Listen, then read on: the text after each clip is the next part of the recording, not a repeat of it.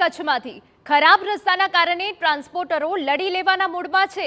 કચ્છના ટ્રાન્સપોર્ટરોએ નો રોડ નો ટોલની લડત છેડી છે।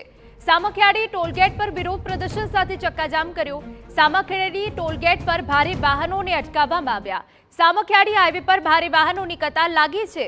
35,000થી વધુ ભારે વાહનોના પૈડા થંભી ગયા। કચ્છ ટ્રાન્સપોર્ટરોની લડતને કારણે અહીંયાના વેપાર અને પોર્ટ ઉદ્યોગ પર મોટી અસર પડી શકે છે। નેશનલ હાઈવે ઓથોરિટીને 7 ટોલગેટ પર વાર્ષિક 2,000 કરોડની આવક થાય છે। તેમ છતાં યોગ્ય રસ્તાની સુવિધા ન અપાતા ટ્રાન્સપોર્ટરો ઉગ્ર વિરોધ કરી રહ્યા છે। તેમણે તાત્કાલિક રસ્તાના સમારકામ કરાવવાની માંગ કરી છે। તેમના ઉગ્ર વિરોધને જોતા કાયદો અને વ્યવસ્થા જળવાઈ રહે તે માટે ચુસ્ત બંદોબસ્ત ગોઠવાયો છે। તો કચ્છના ટ્રાન્સપોર્ટરોએ નો રોડ નો ટોલની લડત છેડી છે અને આપને એ દ્રશ્યો બતાવી રહ્યા છે કે જ્યાં 35,000થી વધુ ભારે વાહનોના પૈડા થંભી ગયા છે।